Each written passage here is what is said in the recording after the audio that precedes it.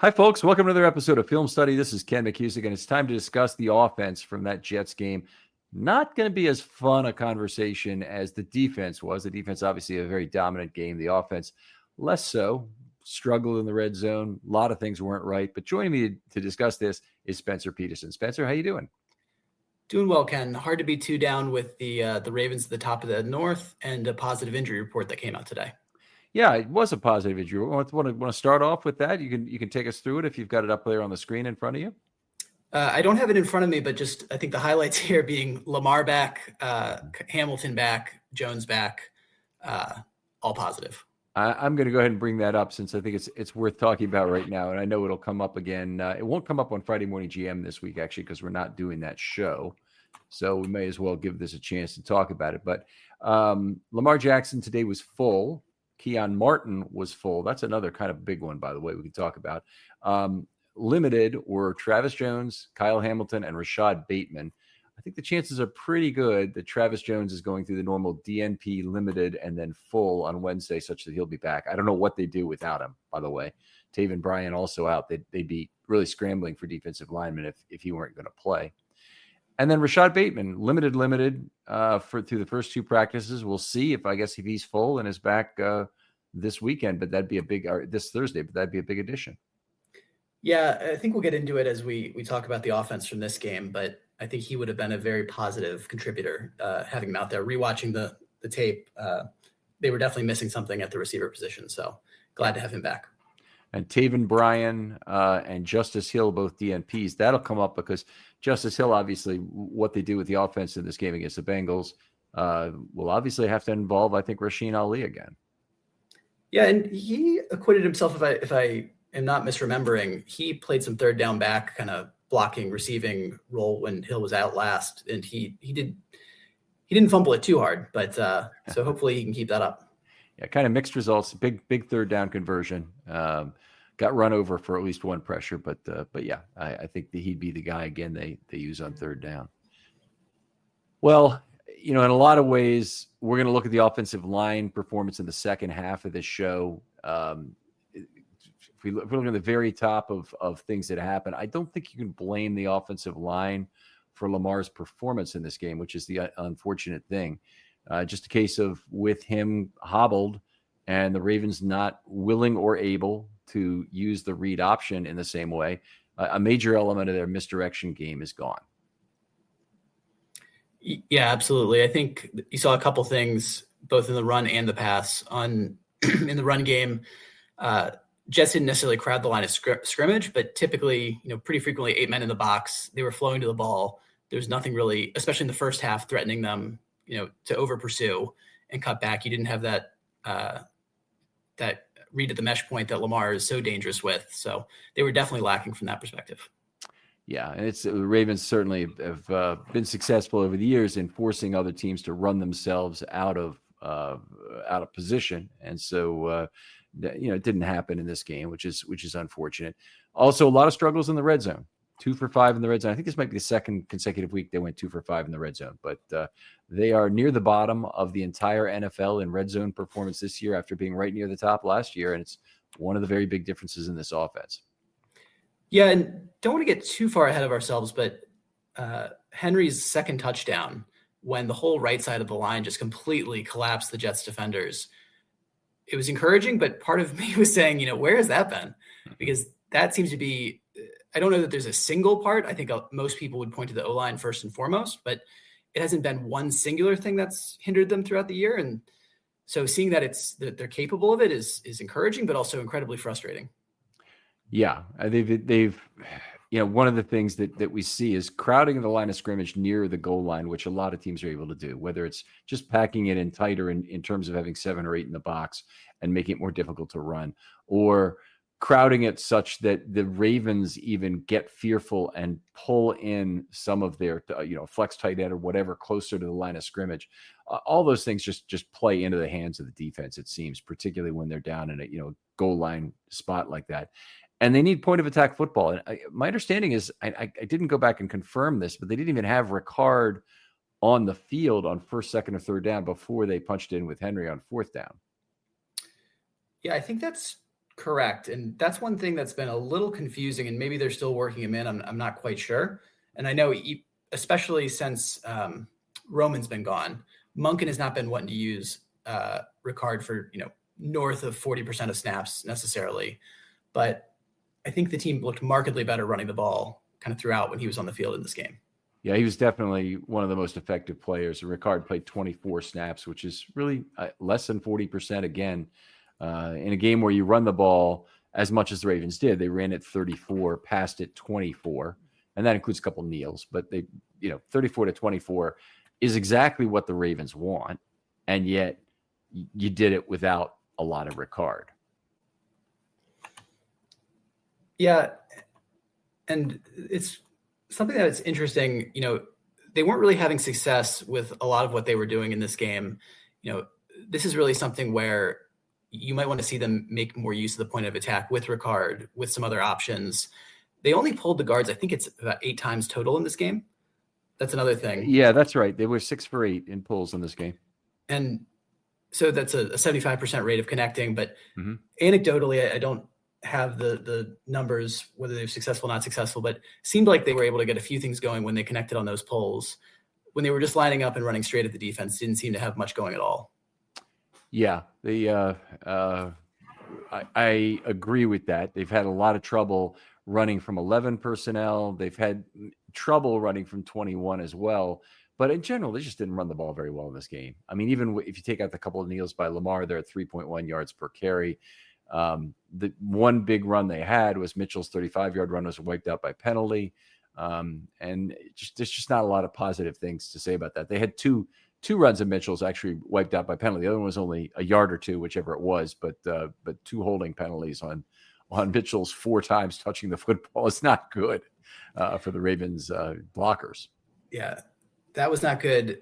Mitchell's limited touches did seem, to give a little bit of a spark. A lot of them get called back. Some of those holds may have been consequential. The Andrews one maybe a little less so, but I'm not 100% sure. But definitely looked like the offense had a little more burst, a little more spark when he was in there. And I think it comes back to what we were saying at the top of the show. When the Jets were putting 8 men in the box, they're flowing to the football.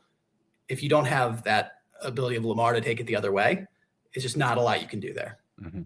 It's definitely tougher. You got to convince them that Lamar is going to have the ball, and then that creates the problems. And otherwise, it's almost I'm not trying to degrade who Lamar is as a passer in any way, but it's almost like you have Joe Flacco back there.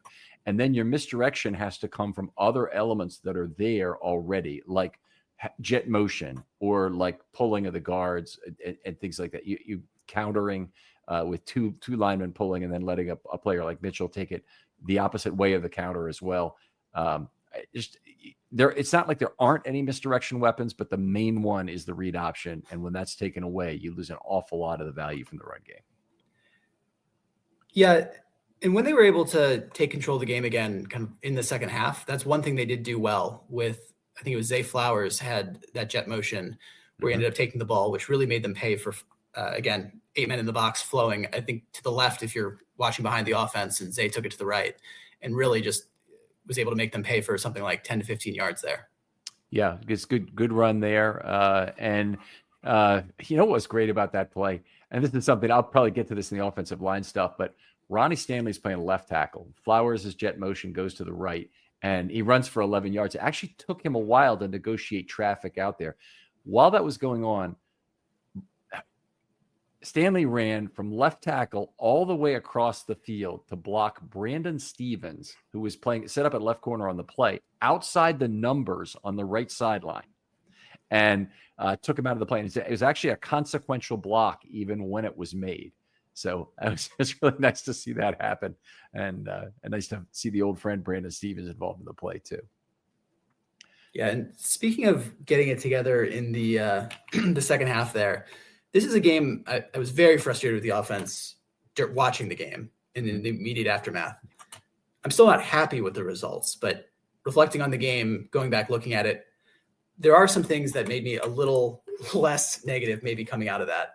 So, saying that they got it under control in the second half, really a tale of two halves. This is something we've seen a few times from the Ravens this season, but looking at the drive chart, the first half went punt, punt, field goal, end of half. Mm-hmm. Second half, we go touchdown, field goal, end of game. Just dramatic turnaround in results. It wasn't pretty the whole time, but definitely a tale of two halves. Completely stark difference. Yeah, absolutely. That second half, the 2 touchdown drives you mentioned were sandwiched around that 4th and 2 stop, and the Ravens were on the field for 18 plays out of a 22 play stretch. That's what you can really do to get teams tired. They didn't play a lot of total snaps in this game. I'm not saying the Jets played a lot of total snaps at 58. That's a number the Ravens would love to hold their opponent to on a typical basis. So yeah, 58, 57 for the Jets. So it's not like they would have been tired out by the total number of plays, but they well could have been tired out by the consecutive number of plays. And that's when you'll often see hands on hips, even towards the beginning of a half, if they get a couple of nice drives going. So that was a really good pair of drives. And I can't help but think going for it on 4th and 2 on the second drive, where it wasn't really obvious, they could have gone up by 1 full score, right? They were up 10-7 at the time. Let me see, make sure about that. Yeah, it was 10-7 at the time. So they could have gone up 13-7, or they went for it and they went up 17-7. But if they, there's a lot of good reasons why you might just want a field goal there. You might think a field goal is enough, including some of the Ravens' success in such situations. But they went for it. I think part of the reason might have been the Jets' defense appeared tired to them after having been on the field for so long. Yeah, it's very possible. I just like to check in on gambling markets to change bent a little bit here. But the Ravens have now become very, very solid divisional favorites. Your dollar gets you $1.25 returned on the Ravens, $4.70 on the Steelers, $51. You're getting 50-1 on the Bengals, and 500-1 on the Browns if you want to take that route. But that comes down to a 77.3% implied win probability for the Ravens to win the AFC North. That's up from last week about 71.3%. Now I bring that up, A, because it's kind of cool to see the change in win probability in AFC North win probability per week, but also because it's substantially ahead of where DVOA says the Ravens are. The DVOA says the Ravens, that this is the DVOA playoff probabilities, have been only about 68.2% to win the division. Do you have a sense of maybe why that would be, or why modeling would believe it's a lower percentage? By that's a fairly significant degree. And my typical experience has been that DVOA has usually been higher on the Ravens. Yeah, I have 2 thoughts on that. One, naturally, DVOA is going to look at the totality of the season. They're not going to pick and choose individual components to, include, exclude. This player was out at this time. This player was in. Someone's playing better. All of that. It's just the totality of the season. And so with that, I think there's on both sides of the ball for the Ravens, one probably a little bit stronger of an argument than the other. The slightly weaker one would be. I did want to just say before you go on, pretty much you're not stuck. Okay, good. Lamar, they use something called Dave for this, DAVE, which is kind of DVOA, but it's kind of a version of adjusted DVOA, which uses the preseason stuff all the way, I think, until week 13. So it's just about to go away, but still has a little impact on it. But the Dave number they have actually is eliminating games where Lamar Jackson did not start in the Ravens DVOA or Dave value. For this season? For this season, yes. And you're saying that will go away. It's a small part, but will disappear, you're saying? Or no, I'm saying there's 2 components to this. There's a preseason evaluation of the Ravens that is a very small part. Might be like 7 to 10% right now. It would be my guess. And then there's the current season. And the current season, which is significantly impacted by the fact that Cooper Rush and Tyler Huntley played some games, it excludes what they did at quarterback and just includes the Lamar time. Got it. Okay, well, then that eliminates part of the reason I was going to say is that complete black hole of especially the Cooper Rush experience. So if that's eliminated, that gets rid of one part of it. I think the other part, which is maybe a little harder to justify because everyone has a story they can tell about why a part of their season doesn't count for these purposes. But I'm assuming or guessing that the odds makers, gamblers, however you want to frame it, look at the completely putrid first 5 weeks of Ravens defense and just say there's no way they're that bad. Even if they're not as good as we expected them coming into this year, they are not a historically bad unit, which is putting drag on their overall DVOA. Yeah, I agree with that entirely. Again, it's precarious. Everyone can tell a story why, X set of games doesn't really count. They didn't have this person, whatever it may be. But I do feel directionally that they are not the worst defense of all time. And so I can stand by that adjustment at least. You're the perfect person to have this discussion with, because you really, I think you see this clearly. Like, one of the things, and this may be something the gamblers are also seeing too, is that I think the adaptability of the Baltimore Ravens has typically been very high in season. They've been able to generally play their best football down the stretch. That's often true of teams who are playoff contenders anyway, but I think it's more true of the Ravens, that they've secured their playoff berths extremely well during the Harbaugh era. I mean, obviously during the second half of the Flacco era, after Flacco's contract and after the first 5 years were done, weren't good to the Ravens. They only had the one playoff appearance during that time, but they still were a contending team, and they got close a number of times, which was something. I just think that the Lamar era, they've been remarkably successful in adapting to who they are as a team. A lot of that is on the defensive side of the ball. And we just had the One Last Thing episode recently talking about defensive in-season turnarounds. And I think that gets at a lot of that. Just been remarkable at doing that. I mean, it's now been 5 weeks since the Orr hate was at an unbelievable level. I mean, an unbelievable level. The Harbaugh hate is still pretty high, but it's ratcheted down from 9.7 down to about 7, I'd say, right now. Still got plenty of people talking about it, but the Orr hate is down from 9 to maybe about a 2.5. I mean, people are really embarrassed, having taken that position earlier. So I think the one constant is the Harbaugh part of it. Everything else is kind of like squeezing a balloon. It sort of pops out, in different places. I think everyone was going to the mat for Monken when whatever article that was came out a little while ago. And now you're starting to hear, as the Orr commentary subsides, a little bit of Monken commentary rising. It kind of pops up somewhere. Mm-hmm. Yeah, that's true. It's one thing that's constant about sports fans is they need to find some transitional blame for their team. They prefer if it wasn't the players, because players tend to be non-transitional, but the coach can be transitional. We can switch him out at any time, and that'll fix everything.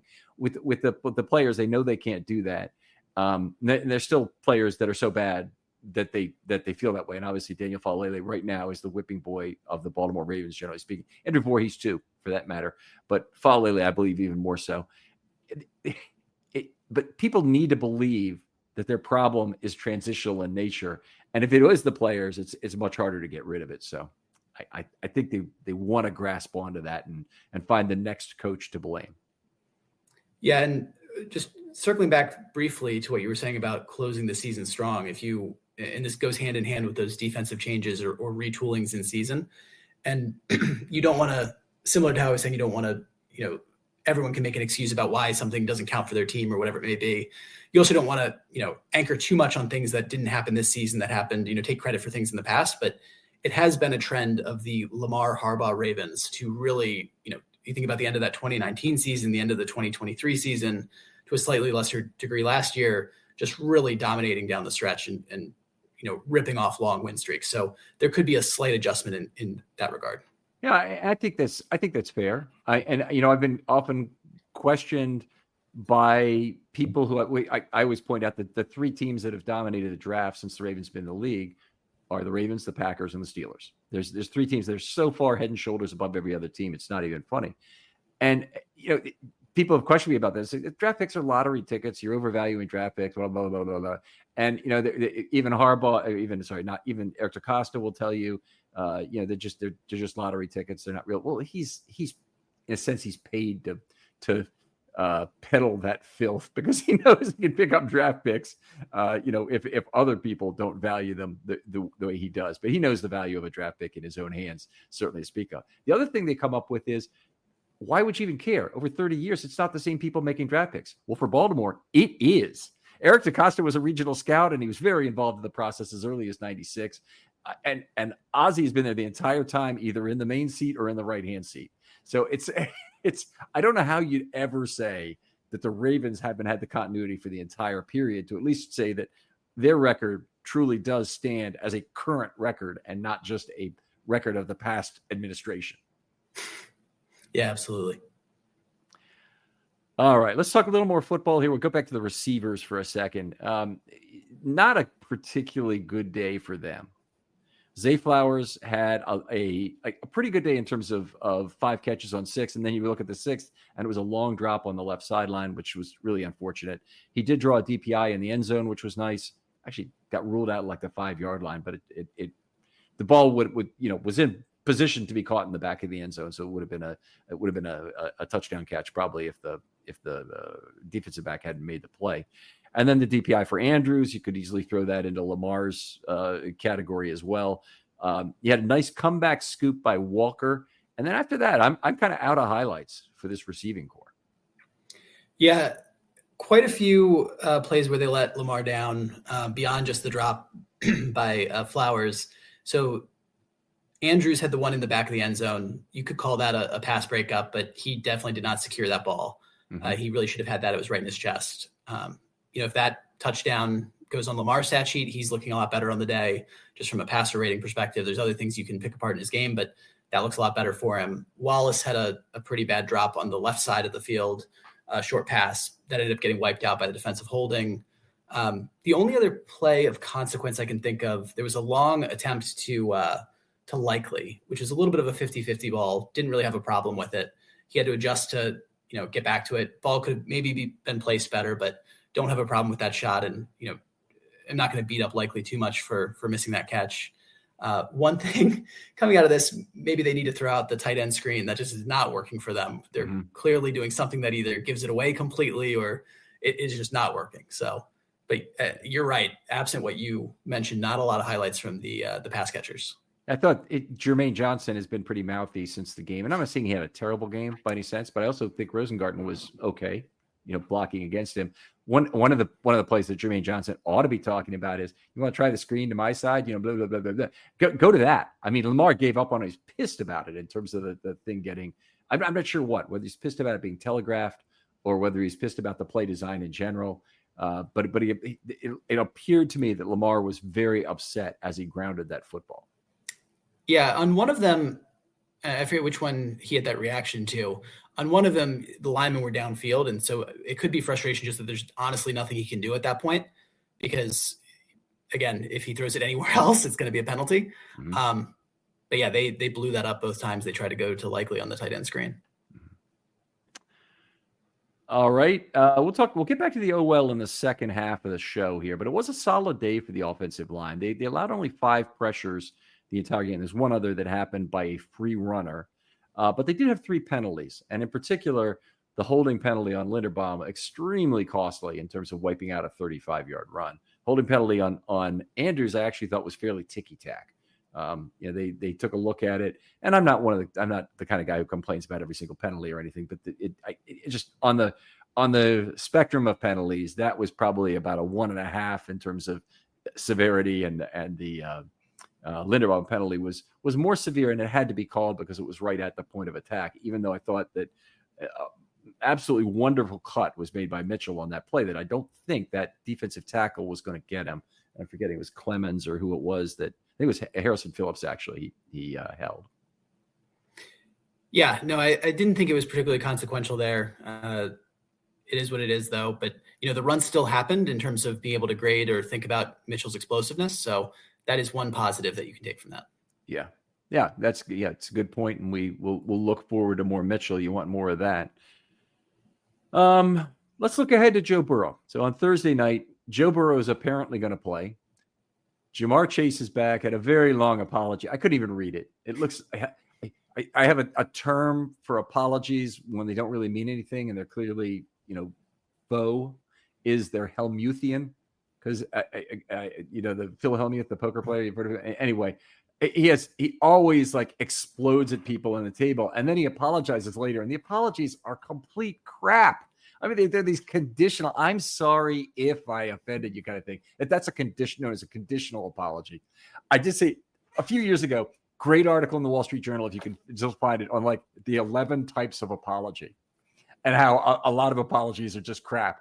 But it's worth reading that article just for the amusement from it. But anyway, the Jamar Chase apology, it's intended to be heartfelt, and I'm not believing it comes from him at all. No. Not much to say there. He did what he did, and yeah, not much else to say. What can be said? Tomlin's reaction to that was fairly straightforward. He says, normally I'm saying you cannot be the second man to raise your fist or can't respond in any way. But if a guy spits in your face, you do it, and that comes natural. That's a command, not a. It's natural to do what comes natural. It's a promise, not a threat. But as far as whether they should be worried about Burrow coming back or what we think about Burrow coming back, one, really nice to see that Higgins won't be a part of the game, under unfortunate circumstances. Putting that aside, just not having Burrow and Chase on opposite ends there is a positive. Part of me is scratching my head a little bit. I guess technically the Bengals are not mathematically eliminated from the season. It would take an incredible confluence of fortune for them to make the postseason. And this seems, it's, I guess, good for him that he's ahead of time, his timetable apparently, but seems a little foolish to rush your franchise quarterback back on what is such a troublesome injury. I thought so. I was very surprised by it, frankly. I know Burrow wants to play. We'll see how he's moving around, whether or not, he had surgery on the toe, so presumably he could be okay. Kind of makes you wonder, was this the kind of thing that Jonathan Ogden could have had fixed with surgery? I thought he did have surgery at some point, but he may have just rehabbed it the whole time, as far as I know. But turf toe ended Jonathan Ogden's career. And I don't know if they could have done something about it, that medical science could have had him out for only 3 months at one time, when it seemed like he struggled with it off and on over a period of years. Yeah, unfortunately, I think when you're Jonathan Ogden's size, there's certain things that just become really difficult to mitigate when you talk about ligaments and things like that just don't really scale with the human body. Well, I buy that, and I'm with you that only one of those wide receivers active is certainly a big deal. The Ravens need to win 2 of these 4 games, and they need to win 1 each against the Steelers and Bengals to put themselves in kind of an optimal tiebreaker position. Give themselves hope of not playing in that Week 18 game, which would be a very big deal for the Ravens. By the way, this is something funny. I went out to the Steelers boards, and there was a post labeled "Snoop Huntley is key to NHALS." And I thought, NHALS. I usually know what these things mean if they're, as far as I know, and things like that. NHALS means, in Steeler terms, means never had a losing season. So it's talking about Tomlin's streak of never had a losing season. And the guy, I believe this is straightforward. He may be joking. Other people are certainly not joking in terms of the response to it, but he may be joking. He says, our best chance to keep the streak intact, and it seemed like the streak was meaningful to him, was to basically be eliminated at that point, 8-8, have the Ravens already have at least 10 wins, and then Snoop Huntley will start in Week 18 versus the Steelers. They can get their win to go 9-8 and keep the streak alive. 2 things on that point. First, there's got to be some sort of term for it, almost like, Schadenfreude or something like that, where something that is almost indisputably positive, people latch on to as something to bemoan because it's, indicative of some bigger frustration. And, the Tomlin Steelers never having a losing season has become one of those rallying cries among disaffected Pittsburgh fans of, yep, they're going to eke their way into 9-8 again. And, we're not going to reset. And, you would think that a fan base would be happy that a coach in a franchise has never had a losing season, but it has sort of become this lightning rod or signal for the things that frustrate them. Yeah. It's an interesting dynamic in that regard. I want to respond to that, and I want to get back to your number 2 here in a second. But yeah, I think that's absolutely true. A lot of people say 9-8 is the worst possible outcome because it means that Tomlin is going to still be around, and there's a substantial component of the Pittsburgh fan base who believes that Tomlin can be traded, specifically to the New York Giants, that they could trade him for a 1st or 2nd round draft pick, and he could lead that franchise for another 15 years and they'd be right. I mean, there are certainly franchises which would love to have Tomlin, would love to have Harbaugh also, for that matter. But I really question the tradability of those coaches. I really question it. There have been there's one big case in Baltimore history where a coach was essentially traded years ago when Don Shula left. He was not allowed to negotiate with another team without certain approvals, and he had the wrong approval, but he went and negotiated with Miami anyway, left the Colts, and the Colts were awarded Miami's first-round draft pick for it. So that was kind of cool. And there's been times in baseball when managers have been traded like that, but it's fairly rare that we see that happen. Do have to love the genre of take by a sports fan of this guy's terrible, we need him out of here. What can we trade him for from another team? First round pick. Yeah.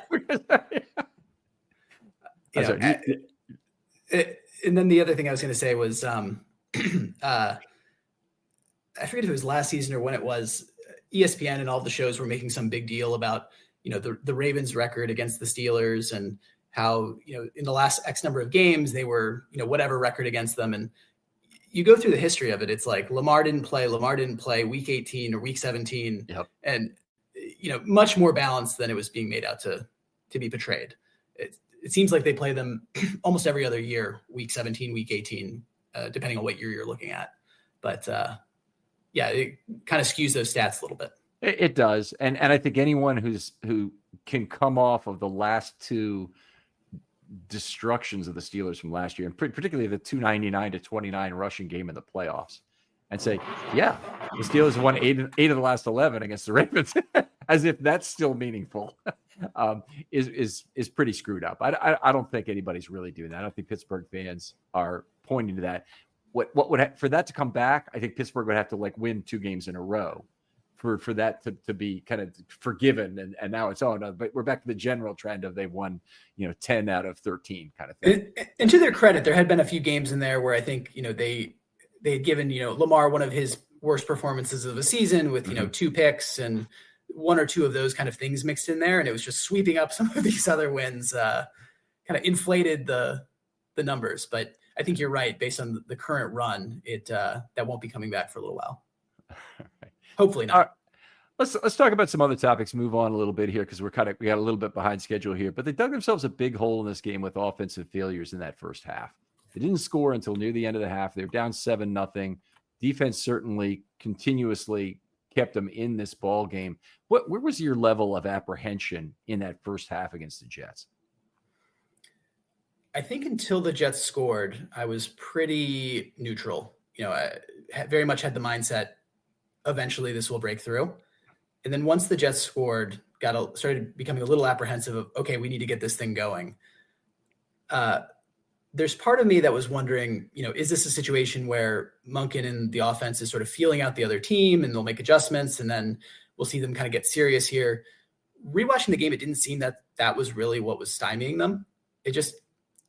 There's very, specific individual failures that. Let me tell you about the online cannabis company that's changing the game, Mood.com. They created an entirely line of functional gummies, 100% federally legal THC blends, discreetly delivered right to your doorstep. And here's the best part. You can get 20% off your first order at mood.com with the promo code RAVENS. Now, I've tried a bunch of their gummies myself. Each one's totally unique. The Sleepy Time gummies knock me out right away. They help me unwind fast, leave me refreshed the next morning. The Epic Euphoria gummies, they're perfect for when your day just isn't going the way you want it to go. What makes Mood special is how they pair the THC with natural herbs and adaptogens. You won't find blends like this at any local shop. They've got gummies designed for focus, relaxation, clarity, even energy, all made from cannabis grown on small, family-owned American farms. No pesticides, no shortcuts, just high-quality weed you can trust. Plus, Mood backs everything with a 100-day satisfaction guarantee. So head on over to Mood.com, check out their amazing selection, and don't forget to use the promo code RAVENS at checkout to save 20% off your first order. Seem to make these drives putter out. And it didn't seem to be too much of a situation of, taking the opponent lightly or, not wanting to show your hand or feel them out and make adjustments, whatever it may be. But overall was pretty neutral on it until the Jets scored. And that's when I started getting a little worried. Yeah. Well, that will do it. Certainly. And they got the They got the field goal towards the end of the half. I guess they were down in the red zone. I think that wasn't a particularly long field goal. I think they were down in the red zone and got snuffed out. And then they kicked the field goal, got into halftime. They got another stop right before halftime. Then they got the ball back. They're at their own 20-yard line, right? And they ran a play. Yeah, I think they long pass to Wallace, right sideline. Yeah, I think maybe there could have been PI called. I think it was a little bit of hand fighting.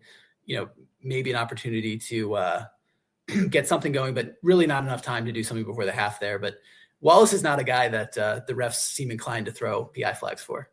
No, he did. We've seen that sort of hand fighting get a PI the last few weeks. So more about, I think it was last week when he had his arm dragged down and right in front of the official in the end zone, more so than this last one. Great. I think one thing that was interesting though was, the defense played well throughout this whole game, didn't let, many big plays happen, but really saw the takeaways take shape kind of right at the end there. Yeah, they did it. They did it. A fumble, downs, interception. So the fumble, that was a huge play. I mean, they were driving down at the 3-yard line, and they were about to make it, a 3-point game? It was 17-7, right? They could have made it 17-14 there in theory. And ball comes out, a great Humphrey pry job. Ed Reed has done those before, but then Gilman was right, Johnny on the spot. It's funny, Gilman doesn't seem to be Johnny tackler on the spot, but he can be Johnny turnover, and that's been good at least. So it was really nice to see them come away with that ball in that situation. It was probably the single. Well, it's one of two of the biggest plays of the game. There's that and the 4th and 2 stop, which was, I thought, a good decision to go for it, by the way. It just didn't work out for the Jets, but I thought it was probably the right call. Yeah, no, I fully agree that was the right call there. But, just didn't work out for them. Yeah. So the Ravens had a hideous 18.2% conversion rate on 3rd down. They did go 2 for 2 on 4th down. The Jets were kind of just the opposite. They were okay on 3rd down, just average, about 30. I think they were 36%, 4 of 11, but they went 0 for 2 on 4th down. Really nice to see the Ravens win 4 out of 4 4th down attempts in a ball game. I mean, it doesn't get any more high leverage than that. There's a huge amount of win probability that was exchanged in those 4 plays, and even points. I wouldn't be surprised if those 4 plays were more than the 13-point difference in the game. Thinking back about them, first of all, one of them is a it's 4th and 2 from their own end. It's a 4th and 14, which was just a game ender. I don't think there's a huge number of points exchanged there. But then the Ravens had a 4th and 2 touchdown, which is 7 or 0. And then they had another. Their other one was a 4th and short. They went for it in their own end, and then they ended up punting on the very next series. So that was the first drive, I believe. Yeah. So yeah, you probably don't quite get to the full game difference, or there was some slow attrition of points kind of in other plays, and that was the bulk of it. I don't think you quite get there, but definitely a sizable component, especially the binary 0 or 7. Yeah. All right. Apparently they're going to try and go for another 4th down. They were lined up to go for it at the 3-yard line before Falele had the false start. Maybe it was the 4-yard line, but it was on one of the last plays of the game, 35 seconds, 40 seconds left. And then Falele false started, and they decided to go ahead and kick the field goal. In the moment, they took the clock so far down, I was wondering if they were even planning on actually running that play. But, on rewatch, I do think they were intending to, and until he false started, and they changed their mind. But the clock got so far down, I was wondering if they were, just letting it run or seeing if someone jumps and make it, an easier attempt or something like that. But they called timeout before that play to stop the clock. So the play clock was running, but the game clock was not, if I recall correctly. Mm-hmm. Okay, sorry, what I was getting at was taking it down to the end to see if the defense would jump, and just accepting the delay of game if it got to that point. But on rewatch, I think it was clear they intended to run a play there, and Falele jumped.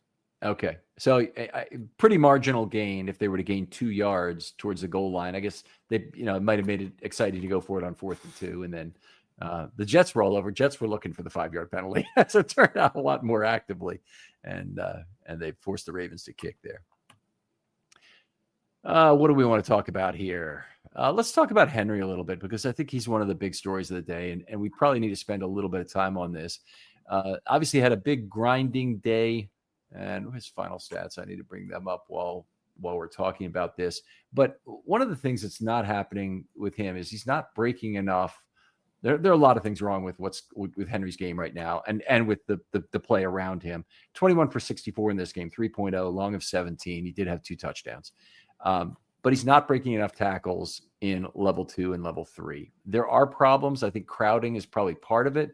I think the lack of effective misdirection components is probably part of it, but this is a big reduction in the missed tackle percentage, down from 0.24 per attempt in 2024 to 0.09 in 25. So it's 37.5% as often he's forcing a missed tackle. Yeah, and it would be really helpful to, and this is probably quite difficult numbers to get specifically without spending hours and hours, but to sort of de-average that with what is the opportunity set, just given that missed tackle numbers are different between, D linemen, linebackers, secondary players. Mm-hmm. And it's all, it's hard to disentangle all these parts. I think you mentioned this, getting less opportunities in level 2. But it would be interesting to see if part of that is a function of getting bottled up, getting stopped in the backfield, less spacing, less opportunity to, have those shots on goal, so to speak, to generate a missed tackle against a linebacker, against a secondary player, and maybe more importantly, with a head of steam that he just does not have right now. That would be a fair amount of work, and Henry has a decent number of carries this year, so I'm not saying it's easy. He's had about 17 carries per game, so he's at about 187 carries, I think, for the year through 11 games. If there is someone out there who wants to do that study, if you're within range of my voice and you want to do that study, I can help you in terms of how you would set that up to actually look at those broken tackles. And it would make an interesting short, I think. It's probably about 90 minutes to 2 hours worth of work is, I think, what it would take to go through. You'd have to look at every single run in the game book, note who the tacklers were and what positions they play, then go back to some source like PFF, look at the missed tackles forced, see if you could figure out who had the missed tackles against Henry, or might go to the tape from there. And then it would be, it's not an inconsiderable amount of work, but it's also not something that should stare somebody in the face and say, we couldn't possibly do this kind of thing. It's work. And maybe, I think you're intuitively picking up what I'm saying, Ken, but just to make it very explicit, the idea here being that if you have a different number of tackle breaking attempts, if in previous years it was 70% against D line, just to make it 2 states of the world, 70% against D linemen and 30% against secondary players, you could maintain the same broken tackle rate, so to speak. By level. Year, yes, by level. Yeah. But if it's 90% D linemen this year and 10% safeties, the overall rate will be worse, even if nothing has changed about your underlying tackle breaking ability. I don't know what the answer is either way. I would just be interested to know if it's opportunity set or if it's him degrading as a player. And, with football, it's hard to disentangle these things. Sometimes it's not isolated events like baseball, but that is something I would be curious about. Baseball has much better control groups than football does. Football really doesn't have good control groups. I think what we would find if we looked at it would be that not only is it the level of defender who's getting it, he's probably get tackled by more linemen. It's also where that contact is occurring is causing the field to be more congested at that point. So if he's getting hit more times behind the line of scrimmage, it doesn't matter whether it's a safety or a linebacker who's getting there first. It's the fact that it's behind the line of scrimmage and there's other linemen who are creating no area for him to run in. That is the breakdown. Yeah, absolutely. And I think it's not just the lineman. I don't think Henry's completely blameless in this. Mm-hmm. In terms of field vision, I think there's a couple instances very clearly this game where either a cutback lane formed that he didn't see or didn't take, or alternatively, he tried to bounce something where there was a crease. If he had hit it, he would have had a much better, one-on-one opportunity against a secondary player coming downhill to try to make the tackle. There was a carry late in the game where the blocking actually formed up decently. It wasn't perfect, but formed up decently. There was a crease he could have hit, and he bounced it outside and got very lateral to the line of scrimmage, and I think ended up being taken down. I think it was a positive gain of like 3 or 4 yards, but it could have been, the potential to go much longer if he had cut it up. Mm-hmm. Yeah. I agree. If we look at just the yards before contact, there has been a decline in that from 2.4 in 24 to 1.3. I saw somewhere else that somebody said the yards before contact were basically the same. I'm going from PFF's yards after contact numbers and then subtracting that from the yards per carry, which I think works. I'm trying to think if there's some other subset of that I'm not considering where there might be a 0 for yards before contact when it's really in the backfield that it gets hit. But I don't think that's the case. I think they'll count that as a -2 or a -3 or whatever it would be. And if someone else has a source with a different yards before contact result, substantially different, then I'd like to hear about it. In fact, send me the link or send me a DM and tell me what it might be, and I'll go look it up myself. But I thought I had heard from someone else that his yards before contact had really not been worse this year. It was mostly his tackle breaking that had been worse. Got it. And as we think about, what can you do to remedy this? One thing that was interesting, there's quite a few snaps this game. I don't have the exact number in front of me, but where they lined up in pistol. And that was something that used to be a hallmark of the Lamar Jackson, Gus Edwards tandem, and then went away for a while. And we really haven't seen it a ton with Henry, but they did come out a few more times in this game. So that might be an interesting wrinkle going forward. So the pistol, the way they ran it in 2019 was Mark Ingram in there. And the thing that made it pistol as opposed to, 2019 Ravens pistol as opposed to something else is the presence of a fullback. So you can have a presence of fullback can be sidecar to Lamar, or the fullback can actually be behind Lamar. And then you have a tailback who's extra far back, we'll call it. But what that did for the Ravens is that would create a side handoff for Lamar where he would be reading effectively half the field and gets a very clear shot of what the defenders are on the side where he might run. And, also in 2019 really set him up for a lot of runs that made it to the sideline without any contact. So that was, I think, a very positive component of that 2019 season. What they decided starting in 2020 was he was just too valuable in terms of his ability to read the field in the middle. And that's where a lot of the missteps were being made. Opposing teams were running themselves out of position. They played the NFC East, who hadn't played Lamar yet at that point. And Lamar had, I think, a touchdown run. It might have been a long touchdown run against 3 of the 4 teams. They're just, running crazily out of position against him. So I would agree with you. I've thought about the pistol returning. I think it'd be a pretty interesting idea for this team. And it might also be something, if you had Tyler Huntley in there for reasons we don't want to even contemplate at this moment, that might be another way you could end up using it. Yeah, and whether it's the pistol or something else, getting back to the, what do we think about the Cincinnati game? I do wonder, there's a few parts to this. One, in this game, was Lamar intentionally, I think it's almost undoubtedly, whether he's significantly hurt or not, making sure that he's not taking a lot of hits. I think we can say indisputably yes, either by play call or him making those decisions, whatever it may be. Short week, going to Cincinnati, is there the potential that they unleash him a little bit here, given the criticality of the game? The fact that in this game, we saw that there was no credible threat for misdirection or taking the ball another way when teams are overcommitting to Henry, and they have the mini bye following. If this is a situation where we see them take the governor off, so to speak, with Lamar running a little bit. Yeah, I think that you've identified the triple whammy right there, and the one other indicator going the other direction is the fact that Lamar himself seems to be somewhat hurt right now, and you wouldn't want to make that situation worse, regardless of the bye yet to come. You wouldn't want to aggravate any of the current injuries. But I think you're right. I mean, this game is awfully important. I have kind of the same feeling about Kyle Hamilton, is that he probably would get injured a lot less if he were playing on the back end.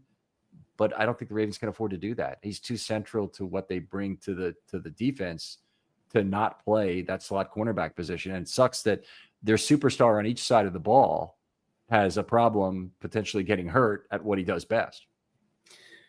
Yeah, I mean, one potential solution for that is Lamar and Hamilton both in baseball caps in the fourth quarter. If we can establish a lead, that would be great. You know, we've talked about it a number of games, particularly against this weaker opponent set. It just really hasn't developed. I mean, they haven't had even a real opportunity. Even that Browns game early in the year when they won by 24, they were into the fourth quarter still figuring where they were. They could have done some things in Miami. To get players out earlier. Yeah, I don't think there's a single one though where I was even close to screaming at the TV, why is he still in there? Yeah. it would be nice to have that situation and then be able to sit him for the entirety of a fourth quarter, but we have not had that pleasure this year. I do want to pick out one other positive thing that I thought Lamar did well in this game was he didn't give the ball away, and that is something. The ball wasn't even really in jeopardy for much of the game, whereas the ball in previous weeks, it's likely he's been fumbling out of bounds. Mitchell's been fumbling out of bounds.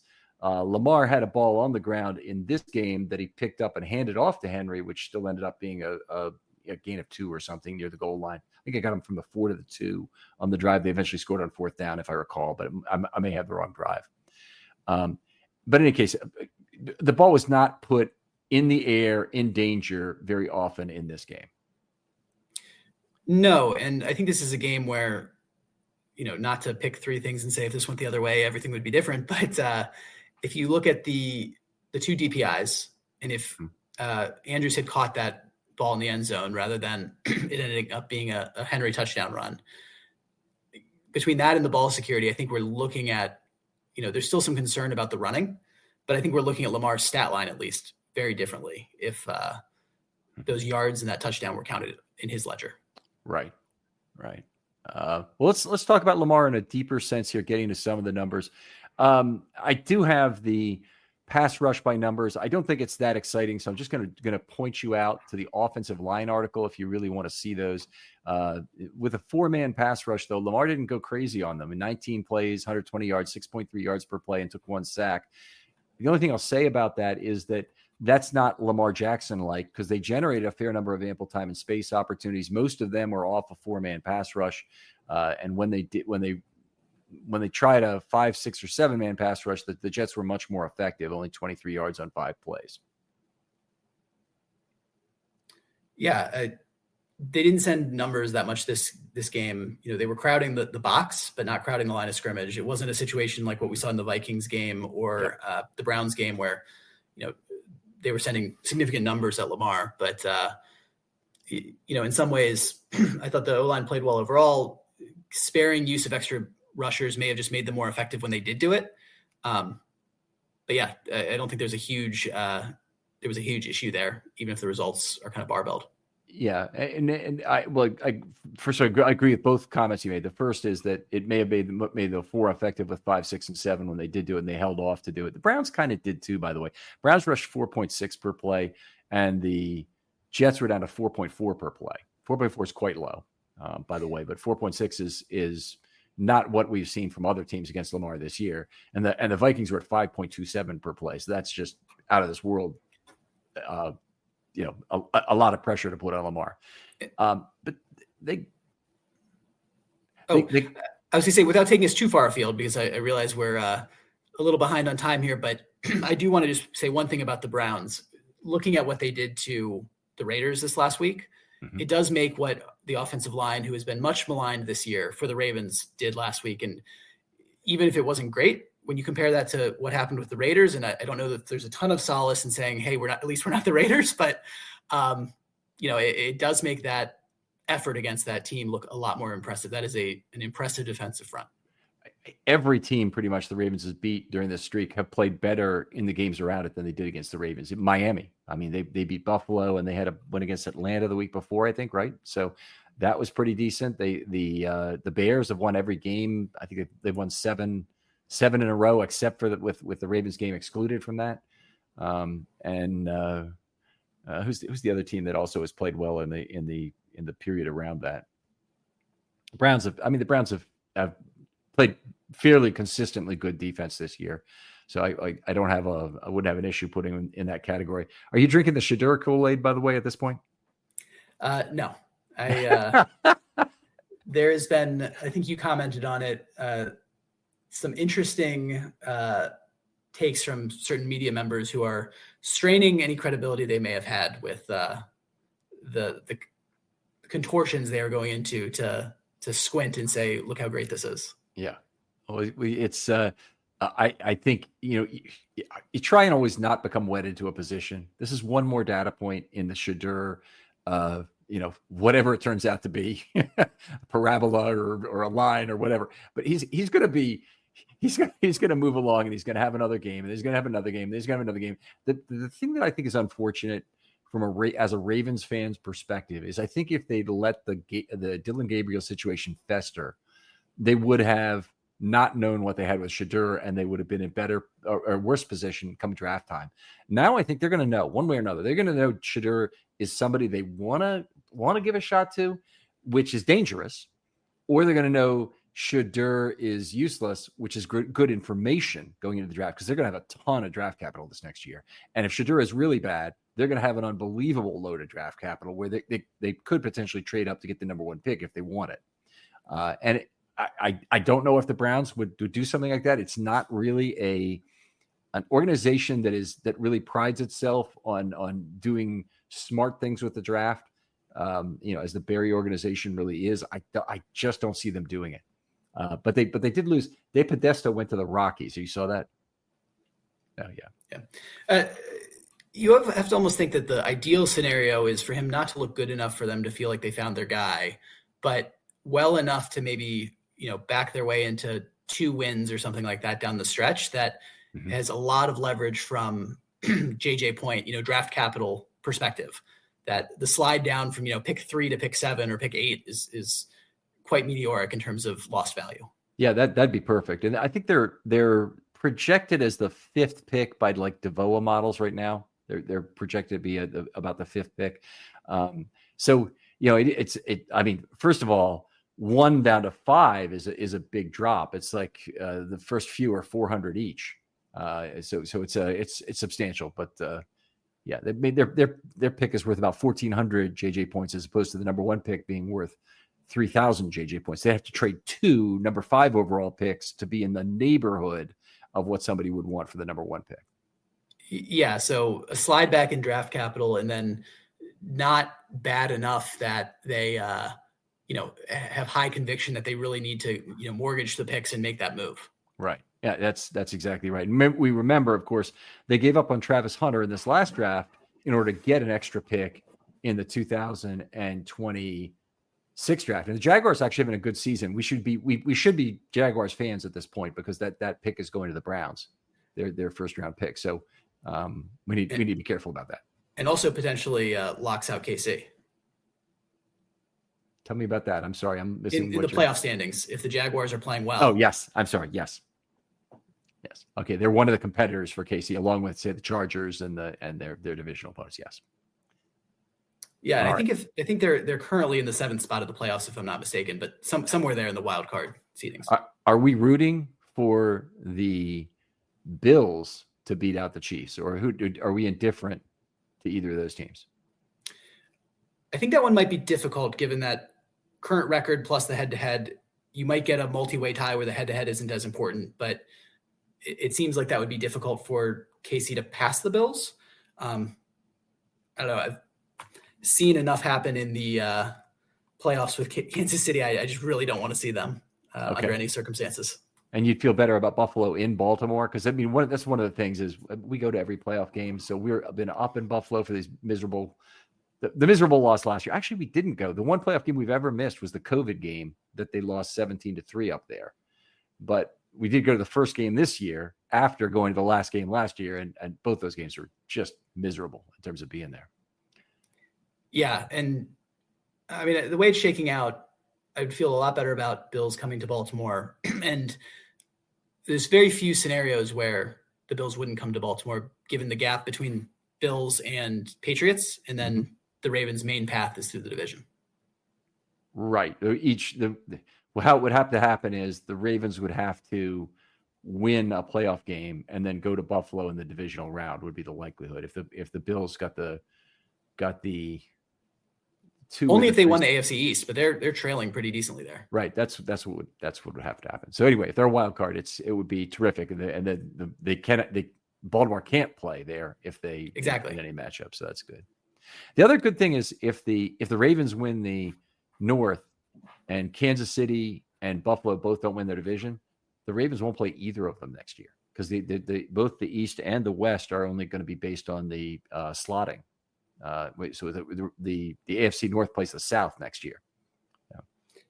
Yeah, no, that's great. I just hope there's not a, be careful what you wish for on that. If an ascendant Drake May is now the guy you want to avoid, but on its face, I think that is definitely an ancillary benefit. Or an ascending Bo Nix. Are you concerned about that too while we're at it? Not to the same degree. Okay. I don't want to dismiss anyone who's 9-2, 9-3, whatever they are. And the Ravens are 6-5, but I feel much better about those matchups than I do either KC or Buffalo. There you go. On the road. All right. Want to talk briefly about ATS ball at quick pressure, and then we got to call it quits for this first episode. It was actually a pretty decent opportunity set for Lamar in this game. 8 ample time and space opportunities. It was 33% of the time. Normally about 28, 29% is normal.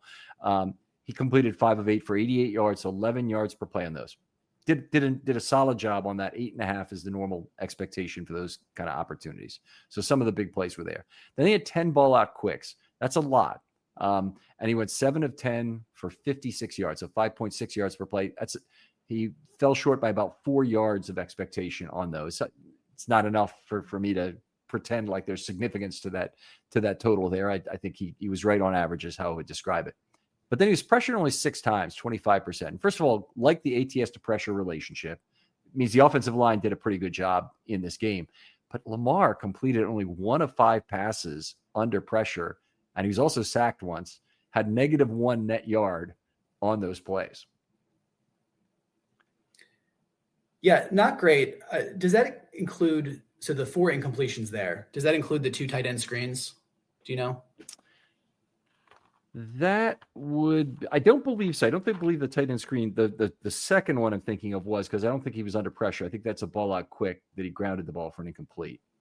And I am going to have a hard time finding exactly where that is on my sheet easily. It doesn't change things dramatically. If we threw those to the side, it was 1 for 3 for -1 net yards. It's not significantly better. It's just, trying to think through, like, is there any mitigating factor there? It's not great. It's ultimately one of the components you'll see as you start to cross tab and get small ends on things. You'll see things that don't look great and others that look great, but not ideal. But when you kind of zoom out and look at the full opportunity set, which I think you were about to mention, and it's almost right on par in a game where people are saying, what's wrong with Lamar? That's not the worst thing in the world.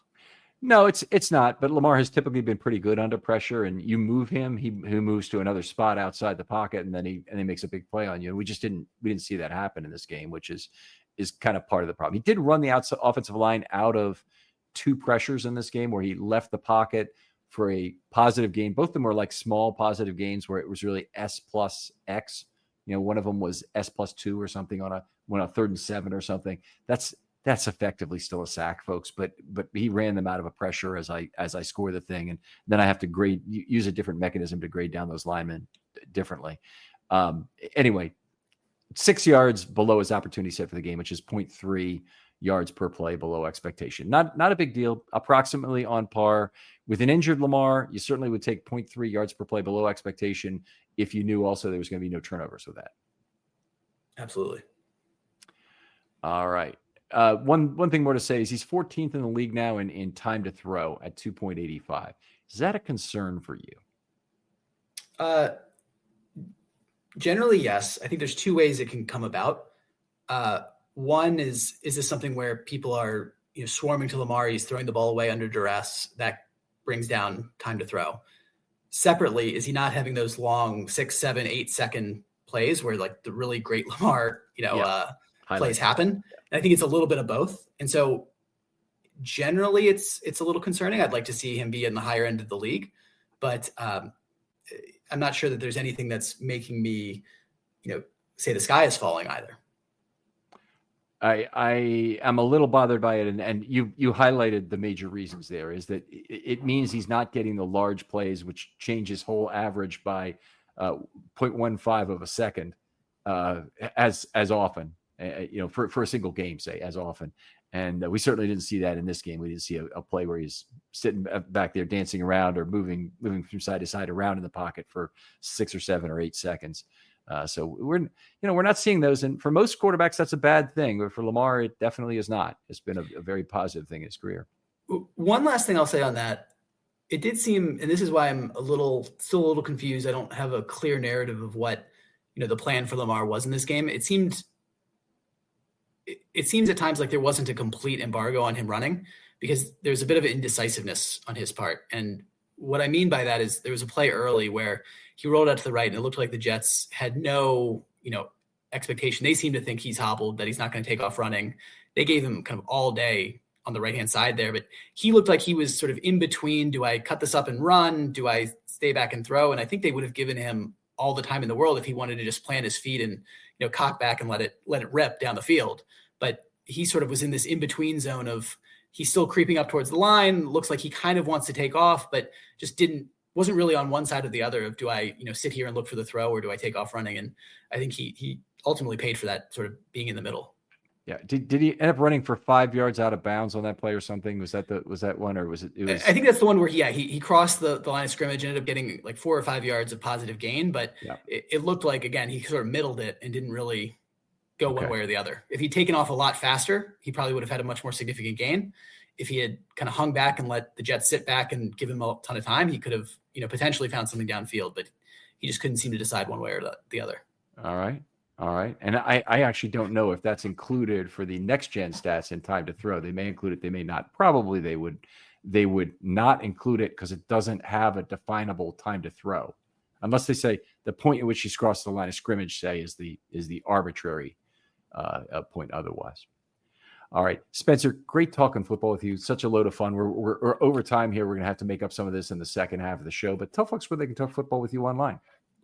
Yeah, you can find me at Twitter/X at Spenser CP. That's spelled SPNSER CP. And always happy to talk Ravens, and in better years, Terps sports as well, and Orioles. But you can find me there. All right. Spencer, thanks for coming on. Other folks out there, thanks for listening as always. Really appreciate your contributions to #FilmStudy Mailbag. We're going to get to that in the second half. If there's something you would like me to explain in a short video, so it obviously can't be how do you build a franchise or that kind of thing, but something maybe specific about how I look at scoring something or how I would value something, I'd be happy to do that in one of these 1 to 2 minute videos that I've been doing recently, and would love to put out more of those and have them be really, consumer driven. The people who listen to the podcast should be the people who kind of decide what I talk about to a certain extent. I love having you folks on when I can, so hit me up also with film study short ideas. Spencer, thanks again for coming on. Thank you. And we'll talk to you next time on Film Study.